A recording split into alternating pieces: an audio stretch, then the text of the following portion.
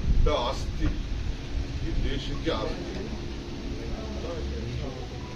ನಮ್ಮ ರಾಷ್ಟ್ರದ ಹಿರಿಯ ನಾಯಕರು, ನಮ್ಮ ನೆಚ್ಚಿನ ಪ್ರಧಾನಮಂತ್ರಿಗಳು, ಕಾಂಗ್ರೆಸ್ ಪಕ್ಷದ ಅಧ್ಯಕ್ಷರಾಗಿ ಸೇವೆಯನ್ನು ಮಾಡಿದವ್ರನ್ನ 92ನೇ ವಯಸ್ಸಿನಲ್ಲಿ ಕಳ್ಕೊಂಡಿದ್ದೇವೆ. ಅಬ್ದುಲ್ ಕಲಾಂ ಅವರು ಈ ದೇಶದ ಪ್ರಧಾನಮಂತ್ರಿ ಮಾಡಬೇಕು ಅಂತ ಹೇಳಿ ಸೋನಿಯಾ ಗಾಂಧಿ ಅವರಿಗೆ ಆಹ್ವಾನಿಸಿದಾಗ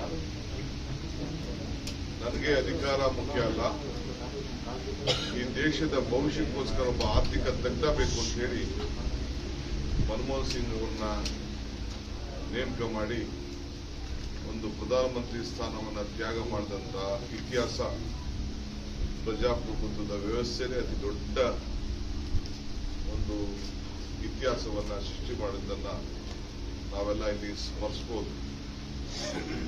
ಒಬ್ಬ ಸರಳತೆ, ಒಂದು ದೊಡ್ಡ ಹೆಸರು, ಒಂದು ಮಾತು ಕೂಡ ಬಹಳ ಮೃದುವಾದಂತ ಮಾತು, ಯಾವಾಗಲೂ ಕೂಡ ಗಾಂಭೀರ್ಯತೆ, ಪ್ರಾಮಾಣಿಕತೆ, ಆಡಳಿತದಲ್ಲೂ ಕೂಡ ಈ ದೇಶವನ್ನ ಎಲ್ಲ ರಂಗದಲ್ಲೂ ಕೂಡ ಆಂತರಿಕವಾದ ವಿಚಾರ ಇರ್ಬೋದು, ಹೊರಗಡೆ ದೇಶಗಳ ಜೊತೆ ಇರುವಂತಹ ಒಂದು ಸಂಬಂಧ ಇರ್ಬೋದು, ಮತ್ತು ಅವರ ಕಾಲದಲ್ಲಿ ಕೊಟ್ಟಂತ ಅನೇಕ ಕಾಯ್ದೆಗಳು ಇವತ್ತು ನಾವೇನು ಬಡವರಿಗೋಸ್ಕರ ಮನ್ರೇಗಾ ಅಂತ ಏನು ನಾವು ನಮ್ಮ ಹಳ್ಳಿಲಿ ಗ್ರಾಮೀಣ ಪ್ರದೇಶದ ಬದುಕಿನಲ್ಲಿ ಉದ್ಯೋಗ ಗ್ಯಾರಂಟಿಯನ್ನ ಸೃಷ್ಟಿ ಮಾಡಿದ್ದೇವೆ.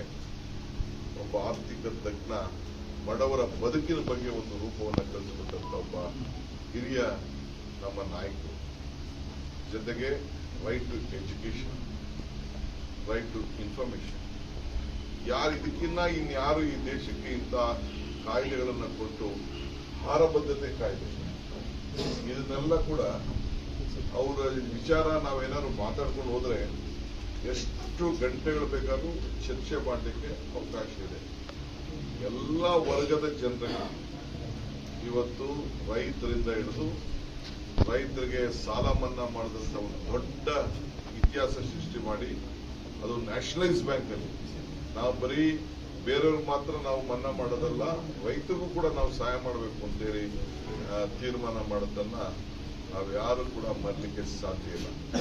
ವಿಶೇಷವಾಗಿ ನಗರಗಳಿಗೂ ಕೂಡ ಜವಾಹರ್ಲಾಲ್ ನೆಹರು ಅವರ ಹೆಸರಿನಲ್ಲಿ ನರಮ್ ಅಂತೇಳಿ ಒಂದು ಕಾರ್ಯಕ್ರಮವನ್ನೇ ರೂಪಿಸಿ ಬೆಂಗಳೂರು, ಈ ನಮ್ಮ ರಾಜ್ಯಕ್ಕೆ ನೀವು ಹೇಳೋದಾದ್ರೆ ಎಲೆಕ್ಟ್ರಾನಿಕ್ ಸಿಟಿಯಿಂದ ಫ್ಲೈಓವರ್, ನೆಲಮಂಗಲ ಫ್ಲೈಓವರ್, ಏರ್ಪೋರ್ಟ್ ಇಂದ ಫ್ಲೈಓವರ್, ನಮ್ಮ ಇದು ರೋಡ್ ಕೋಲಾರ ರೋಡ್, ಇವೆಲ್ಲ ಕೂಡ ಬೆಂಗಳೂರು ನಗರಕ್ಕೆ ಇಷ್ಟು ನೀವು ಶಕ್ತಿ ಕೊಡ್ತಾ ಇದ್ದೀರಿ, ಇಷ್ಟು ಆರ್ಥಿಕವಾದಂತಹ ಸಹಾಯ ಮಾಡ್ತಾ ಇದ್ದೀರಿ ಬೆಂಗಳೂರು ನಗರಕ್ಕೆ ಅಂತೇಳಿ ಅತಿ ಹೆಚ್ಚು ಬೆಂಗಳೂರು ನಗರವನ್ನ, ಕರ್ನಾಟಕ ರಾಜ್ಯವನ್ನ ಪ್ರೀತಿ ಮಾಡಿದಂತ ನಮ್ಮ ಪ್ರಧಾನಮಂತ್ರಿಗಳನ್ನ ನಾವು ಮರೀಲಿಕ್ಕೆ ಸಾಧ್ಯ ಇಲ್ಲ. ಇವತ್ತು ನಾವು ಒಂದು ದೊಡ್ಡ ಐತಿಹಾಸಿಕವಾದಂತಹ ಸಭೆಯನ್ನ ಇಟ್ಟಿದ್ದು ತಾವೆಲ್ಲ ಗಮನಿಸಿದ್ರಿ. ಒಬ್ಬ ಎಕನಾಮಿಕ್ ಲಿಬರಲೈಸೇಷನ್, ಇನ್ಫ್ರಾಸ್ಟ್ರಕ್ಚರ್ ಪ್ರಾಜೆಕ್ಟ್ಸ್, ಏನೆಲ್ಲ ಗಂಟೆ ಮಾತಾಡ್ಬೋದು, ನಾವು ಅದನ್ನ ಬೇರೆ ಸಂದರ್ಭದಲ್ಲಿ ನಾವು ಮಾತಾಡ್ತೇವೆ. ಇವತ್ತು ನಾವು Congress extended work committee, Mahatma ಗಾಂಧೀಜಿಯವರು ಕಾಂಗ್ರೆಸ್ನ ನಾಯಕತ್ವ ವಹಿಸಿದ ಬಗ್ಗೆ ನಾವೆಲ್ಲ ಸ್ಮರಿಸಿಕೊಂಡು ಮಲ್ಲಿಕಾರ್ಜುನ್ ಖರ್ಗೆ ಅವರ ಅಧ್ಯಕ್ಷತೆಯಲ್ಲಿ ಇವತ್ತು ನಾವೆಲ್ಲ ಸಭೆ ಮಾಡಿದ್ದು. ಆ ಸಭೆಯ ನಿರ್ಣಯವನ್ನ ಈಗಾಗಲೇ ನಾವು ನಿಮ್ಗೆಲ್ಲ ನಾವು ತಿಳಿಸಿದ್ದೇವೆ. ಆದರೆ ಇಂಥ ಒಂದು ತೊಂದರೆ ಆದ ದೃಷ್ಟಿಯಿಂದ ನಾಳೆ ಏನು ನಾವು ಇಟ್ಕೊಂಡಿದ್ದಂತ ಜೈ ಬಾಪು, ಜೈ ಭೀಮ್, ಜೈ ಸಂವಿಧಾನದ ಏನ್ ಬೃಹತ್ ಸಮಾವೇಶ ಏನ್ ನಾವು ಇಟ್ಕೊಂಡಿದ್ದೇವೆ ಅದನ್ನ ನಾವು ಸದ್ಯಕ್ಕೆ ರದ್ದು ಮಾಡಿದ್ದೇವೆ. ಮುಂದಕ್ಕೆ ಯಾವ ರೀತಿ ಕಾರ್ಯಕ್ರಮ, ಯಾವ ರೀತಿ ಅದನ್ನು ರೂಪಿಸ್ತೇವೆ ಅಂತೇಳಿ ನಾನು ನಮ್ಮ ವರಿಷ್ಠರ ಹತ್ರ ಚರ್ಚೆ ಮಾಡಿ ತಮಗೆಲ್ಲ ನಾನು ತಿಳಿಸ್ತೇನೆ. ಈಗ ನಾನು ಎಲ್ಲ ನಮ್ಮ ನಾಯಕರುಗಳಿಗೆ, ರಾಜ್ಯದ ವಿವಿಧ ಮೂಲೆಯಿಂದ ಬರುವಂತಹ ನಾಯಕರುಗಳಿಗೆ ನಾನು, ಯಾಕೆಂದ್ರೆ ಅವರೆಲ್ಲ ವಾಹನಗಳಲ್ಲಿ ಹೊರಟಿರ್ತಾರೆ, ಅನೇಕ ಸಿದ್ಧತೆಗಳನ್ನ ಮಾಡ್ಕೊಂಡಿರ್ತಾರೆ, ಎಲ್ಲರೂ ಕೂಡ ನಾನು ಮನವಿ ಮಾಡ್ಕೊಳ್ತಾ ಇದ್ದೇನೆ. ಈ ಕಾರ್ಯಕ್ರಮ ರದ್ದಾಗಿದೆ. ಆದರೆ 10:30 ಗಂಟೆ 11 ಗಂಟೆ 10:30 ಗಂಟೆ ಸಂದರ್ಭದಲ್ಲಿ ನಾವು ಅದೇ ಒಂದು ಏನು ವೇದಿಕೆ ನಿರ್ಮಾಣ ಮಾಡಿದ್ದೇವೆ ಆ ಜಾಗದಲ್ಲೇ ಅವ್ರಿಗೆ ಗೌರವನ್ನ ಸಲ್ಲಿಸುವಂತ ಕಾರ್ಯಕ್ರಮವನ್ನ, ಯಾಕಂದ್ರೆ ಯಾರ್ಯಾರು ಇದ್ದೀರಿ ಅವರೆಲ್ಲರೂ ಕೂಡ ಪಾಲ್ಗೊಳ್ಬೇಕು ಅಂತೇಳಿ. ಯಾಕಂದ್ರೆ ಬಹಳ ಜನ ಹೊರಗಡೆಯಿಂದ ಬಂದ್ಬಿಟ್ಟಿದ್ದಾರೆ, ಅವರೆಲ್ಲರೂ ಕೂಡ ಗೌರವನ ಸಲ್ಲಿಸುವಂತ ಒಂದು ಅವಕಾಶವನ್ನ ಮಾಡಿಕೊಡ್ಬೇಕಾದ್ದು ನಮ್ಮ ಕರ್ತವ್ಯ. ಸೊ ಅದೇ ವೇದಿಕೆಯಲ್ಲಿ ಎಷ್ಟು 10:30 ಗಂಟೆಗೆ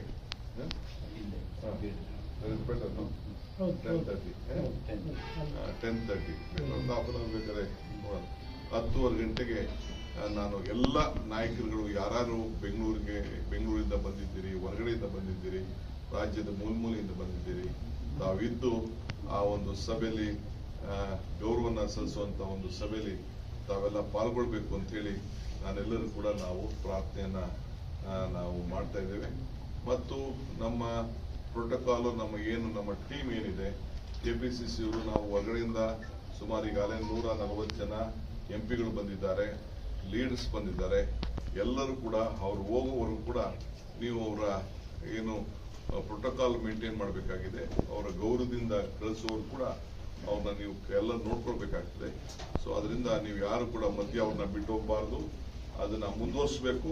ಕೊನೆ ಫ್ಲೈಟ್ ಅವ್ರ ಹಚ್ಚೋವರೆಗೂ, ಅವ್ರ ಊರಿಗೆ ತಲುಪೋವರೆಗೂ ಕೂಡ ನೀವು ಅವ್ರನ್ನ ಮೊದಲಿಂದ ಏನು ನಿಮ್ಗೆ ಜವಾಬ್ದಾರಿ ವಹಿಸಿದ್ದೋ ಆ ಕೆಲಸನ ಮುಂದುವರಿಸಬೇಕು. ಮತ್ತು ನಾವೀಗಾಗಲೇ ಇಂಡಿಗೋ ಹತ್ರ ಮಾತಾಡ್ತಾ ಇದ್ದೀನಿ, ದೆಹಲಿಗೂ ಕೂಡ ನಾನು ಮಾತಾಡ್ತಾ ಇದ್ದೀನಿ. ಸಾಯಂಕಾಲ 5 ಗಂಟೆ ಇದ್ದಂತ ಫ್ಲೈಟ್ ನ ಪ್ರಿಪೋರ್ ಮಾಡಲಿಕ್ಕೆ ಪ್ರಯತ್ನವನ್ನು ನಾವು ಮಾಡ್ತಾ ಇದ್ದೇವೆ. ಅದು ಸದ್ಯದಲ್ಲೇ ನಾನು ಎಲ್ಲರಿಗೂ ಕೂಡ ತಿಳಿಸ್ತೇನೆ.